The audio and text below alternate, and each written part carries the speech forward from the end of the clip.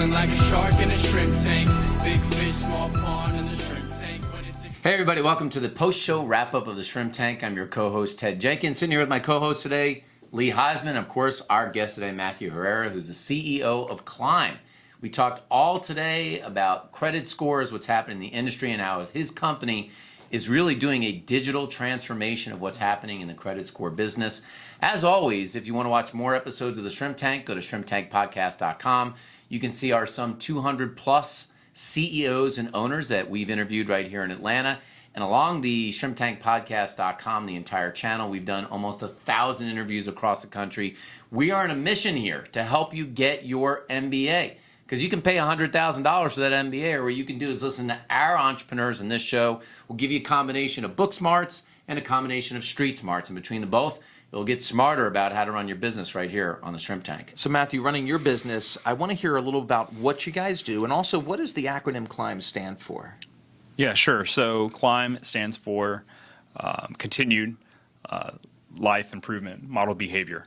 And we really have taken a different view of risk assessment, where we use different factors beyond the traditional structure. We build on top of the existing structure, but really enhance that model to demonstrate risk and portray the individual in a different light. Now, when you build out technology, we talked about this on the show today, a lot of people that start building technology don't know how to protect it. And we talked about the show today that you actually went through the patenting process. How does that work so you protect yourself on the backside of this? Because if you sell the technology down the road, is it true that without a patent and stuff like that, it's going to be very difficult to sell it? So you're absolutely correct. You know, one of the benefits that we had was working with our team of advisors, and that included obviously our team of attorneys.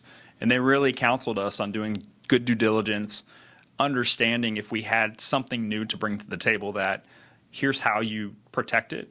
If you have something that is valuable, that you've got a responsibility to really maintain that in a way that's overall good for the business. And was the patent process expensive? For people that have never patented and they're watching the post-show wrap-up saying, I've got an idea, I want to put a patent on this? It is. There is cost associated to that, and those costs can be high. More than $10,000? Yes. We'll give you an over-under on that. More than $10,000. So Matthew, a big part about entrepreneurship is, people in general tend to want to work hard and get some level of reward. In your industry, you've been now doing this for 4.5 years. Yeah. And the most appealing thing that I heard on the show was the fact that you're not really getting a lot of gratification because you're working with larger institutions and it takes a lot longer. Explain to our listeners out there what it's like to struggle through without having to get that gratification, but also kind of looking at the end goal. It's a great question, and it was one that early on our team of advisors, they really counseled and said, you really need to get comfortable with a long game. Make each day count and really hit the things that you need to do on your to-do list, 2 and 3, but really approach this as an opportunity to learn and to really go long into building a 100-year business. And that's exactly what we see. Well, for folks that are watching the post-show wrap-up here and they want to learn more about your business, maybe get in touch with you, see if your algorithms make sense for their business. How can folks that are watching the post-show wrap-up get in touch with you? Yeah, sure. So the best way is to go to support@climberisk.com. Shoot us an email. We're happy to engage in some conversation and see if there is some value that you guys could benefit from.